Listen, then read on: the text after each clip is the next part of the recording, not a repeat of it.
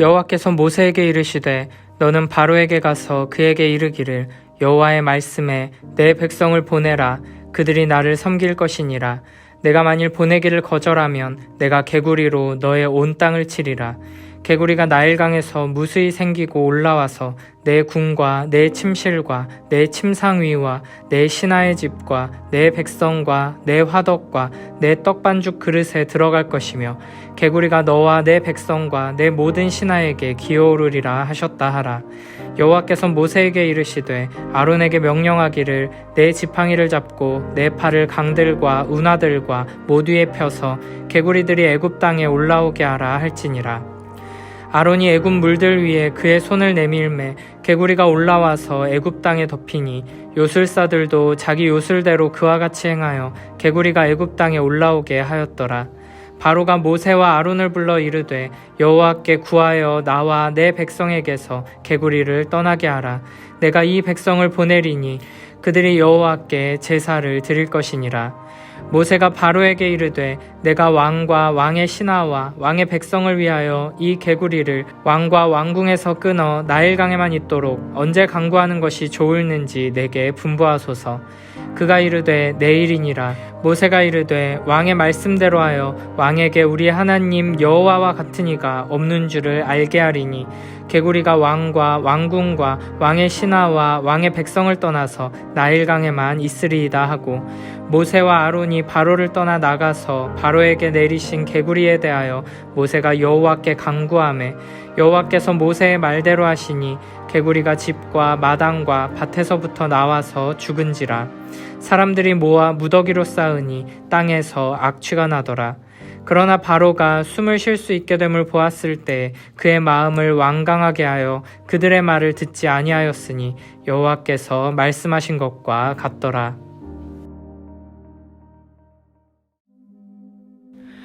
나일강의 물이 피로 변하고 애굽 온 땅의 모든 강과 호수에 물들이 피로 변하는 무서운 재앙에도 불구하고 바로는 완악한 마음으로 고집을 꺾지 않았습니다. 이에 여호와께서는 모세를 다시 바로에게 보내십니다. 그리고 이런 말을 전하라고 하십니다. 나의 백성을 보내라. 그들이 나를 예배할 수 있게 하여라. 내가 그들을 보내지 않으면 나는 개구리로 너의 온 땅을 벌하겠다. 강에는 개구리들이 득실거리고 위로 올라와서 너의 궁궐과 너의 침실에도 들어가고 침대로도 올라가고 너의 신하와 백성의 집에도 들어가고 너의 화덕과 반죽하는 그릇에도 들어갈 것이다.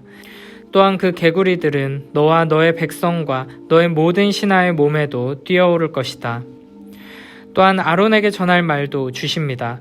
너는 아론에게 이르기를 지팡이를 들고 강과 운하와 늪 쪽으로 손을 내밀어서 개구리들이 이집트 땅 위로 올라오게 하라고 하여라. 평소에는 자연스럽게 균형과 질서를 유지하던 동물들이 갑자기 균형과 질서를 어지럽히며 사람들을 괴롭게 만들기 시작합니다.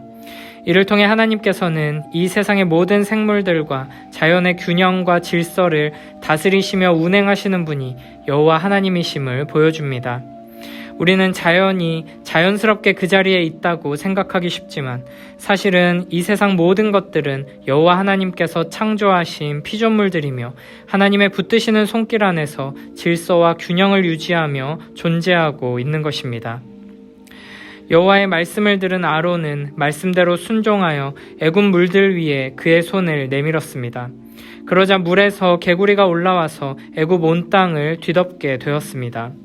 이 모습을 본 애굽의 요술사들도 자기 요술대로 그와 같이 행하여 개구리가 애굽 땅에 올라오게 했습니다. 지난번 지팡이를 뱀으로 변하게 하는 기적도 그렇고 물을 피로 바꾸는 기적도 그렇고 애굽의 요술사들은 계속해서 하나님의 역사를 흉내내고 있습니다. 이들이 어떤 방법으로 기적을 흉내냈는지는 정확하게 알 수 없습니다. 악한 영의 힘으로 그렇게 했을 가능성이 있고 속임수를 사용해서 똑같은 능력을 가진 것처럼 속였을 가능성도 있습니다. 어쨌든 중요한 것은 애굽의 요술사들이 진정으로 자신들의 능력이 여호와의 능력에 뒤처지지 않는다는 것을 증명하려고 했다면 그들은 개구리를 더 만들 것이 아니라 개구리를 없애던지 다시 물속으로 들어가게 한다던지 했어야 하는 것입니다. 그러나 그들은 하나님께서 내리신 재앙을 똑같이 반복하면서 오히려 자신들의 능력으로 애굽을 더욱 고통스럽게 만들고 바로를 공격하는 일을 하게 되었습니다. 두 번째 개구리 재앙 또한 당시 애굽 사람들이 섬기던 신과 관련된 심판이었습니다. 애굽 사람들은 개구리 머리를 한 헥트라는 여신을 섬겼는데 이 신은 풍요와 다산의 축복을 내려주는 신으로 여겨졌습니다. 고대 사회에서는 자녀를 많이 낳는 것이 풍요로운 삶을 누릴 수 있는 중요한 기준이었기 때문에 풍요와 다산의 신인 헥트는 중요한 자리를 차지하고 있었습니다.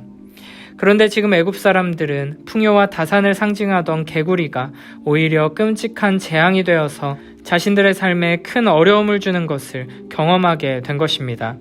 애굽 사람들은 이에 큰 충격을 느꼈을 것입니다. 또한 개구리의 머리를 한 헥트 여신은 아기를 낳는 산모들을 돕는 신으로 숭배되었습니다. 개구리 신이 애굽의 산파 역할을 한 것입니다.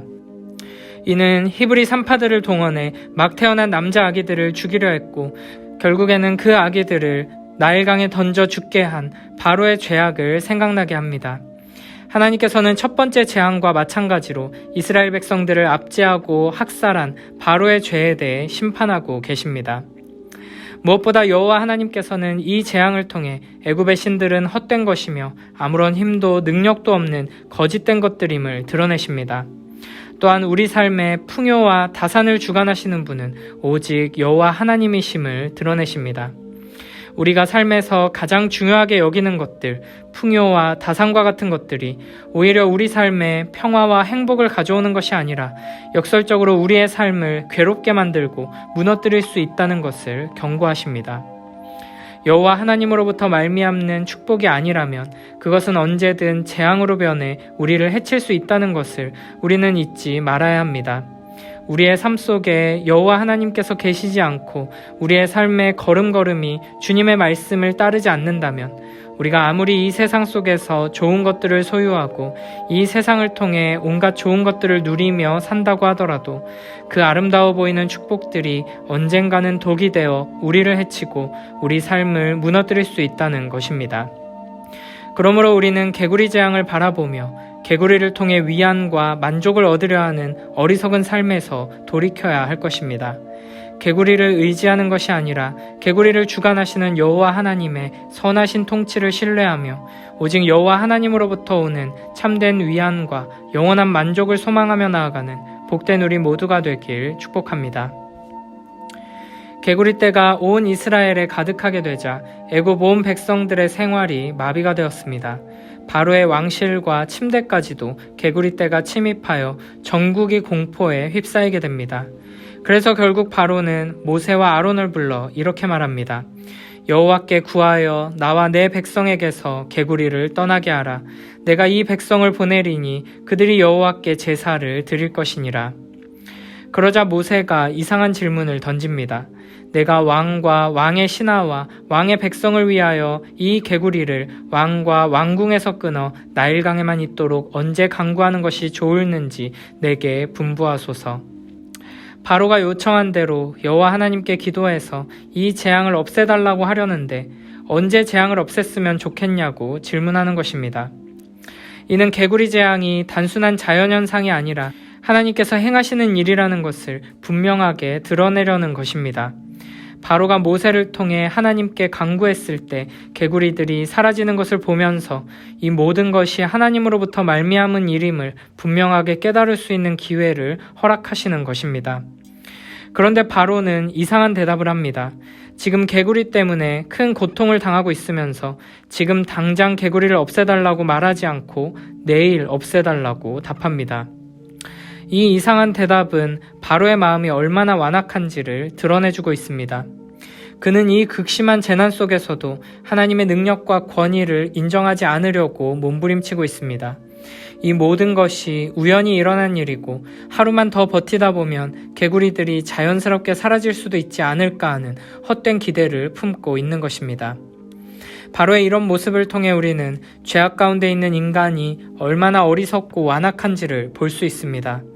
모든 사람이 하나님의 심판으로 말미암은 고난과 고통 가운데서 하나님을 인정하고 찾고 회개하는 것이 아닙니다. 오직 하나님의 은혜를 힘입은 사람만이 겸손히 엎드릴 수 있습니다. 인간의 죄악된 본성으로는 아무리 크고 무서운 심판이 임해도 끝까지 하나님 인정하기를 거부하면서 어리석게 버티고 또 버티는 것입니다. 8절을 보면 상황의 심각함을 인식한 바로가 하나님 앞에 굴복하는 것처럼 보입니다. 바로는 여호와께서 이 지긋지긋한 개구리들만 제거해 주신다면 이스라엘 백성들을 내보내겠다고 말합니다. 그러나 바로의 이 말은 진정한 회개가 아니라 눈앞에 닥친 공경으로부터 벗어나고자 하는 임기응변일 뿐이었습니다. 그래서 바로는 10절에서는 개구리를 내일 없애달라는 이상한 대답을 했고 15절에서는 다시 마음을 완강하게 해서 약속을 뒤집어 버립니다. 바로는 여호와께 구하여 나와 내 백성에게서 개구리를 떠나게 하라 라고 간구했지만 정작 중요한 것을 보지는 못했습니다. 바로는 지금 당장 눈앞에 놓인 개구리만을 보고 그 문제 해결을 위해 간구할 것이 아니라 개구리를 보내셔서 애굽의 신들을 심판하시고 자신을 심판하시는 여호와 하나님을 볼 수 있었어야 합니다. 또한 재앙을 통해 드러내시는 자신의 죄악을 직면했어야 하는 것입니다. 우리도 마찬가지입니다. 지금 당장 내 눈앞에 놓인 문제들을 놓고 하나님 앞에 엎드려 기도할 때 우리는 그 문제에 모든 시선과 마음을 빼앗기지 않도록 주의해야 합니다. 물론 어려움과 문제가 있음에도 엎드려 기도하지 않는 것은 더 큰 문제지만 어려움과 문제로 인해 기도하고 간청하면서 정작 그 문제를 통해 역사하시는 하나님을 바라보지 못하는 것 또한 바른 신앙이라고 할 수 없습니다. 하나님께서 우리에게 은혜를 주셔서 여러 문제와 어려움으로 인해 하나님 앞에 엎드려 기도하며 간청할 때 그 문제에 매몰되지 않고 이 모든 문제를 우리에게 주신 하나님의 전능하심과 크심을 보게 하시고 하나님의 일하심 속에서 우리의 죄를 보는 영적인 분별력을 가지게 하시기를 축복합니다. 단순히 지금 내 눈앞에 개구리를 없애달라는 기도에 머무르는 것이 아니라 나에게 개구리를 보내신 하나님을 바라보며 내 안에 가득한 우상을 드러내시는 하나님의 일하심 가운데 회개하는 심령으로 주님 앞에 엎드리는 복된 우리 모두가 되길 축복합니다. 그저 개구리를 없애는 일에만 집중해서 하나님 앞에 겸손한 회개의 기도가 아니라 거래와 흥정으로 나아갔던 사람은 15절에서 바로가 숨을 쉴 수 있게 됨을 보았을 때 그의 마음을 완강하게 하여 그들의 말을 듣지 않았던 것처럼 문제가 해결되는 순간 언제 그랬냐는 듯이 순식간에 예전 모습으로 돌아가게 될 것입니다. 고통에 울부짖으며 하나님께 매달리던 사람이 문제가 해결되자 언제 그랬냐는 듯이 이전 모습으로 돌아가 버리는 것을 우리는 자주 목격하게 됩니다. 하나님께서 우리를 사랑하셔서 우리에게 주신 고난을 하나님의 은혜를 통해 변화되고 새롭게 되는 기회로 삼지 못하고 그냥 놓쳐버리게 되는 것입니다. 그러므로 우리는 고난과 어려움 앞에서 항상 겸손한 마음으로 회개하는 마음으로 주님 앞에 엎드려야 합니다. 이 문제가 해결되고 이 어려움을 극복하는 것만을 목표로 삼을 것이 아니라 이 시간을 통해 하나님 앞에 더욱 온전히 서게 되는 것을 소망하고 바라며 나아가야 하는 것입니다. 하나님께서 우리에게 개구리를 보내셔서 우리를 고통 가운데 거하게 하실 때 개구리에 집중하지 말고 개구리를 통해 하나님을 바라보며 나의 영혼의 문제와 믿음의 문제를 점검하는 우리 모두가 되길 축복합니다.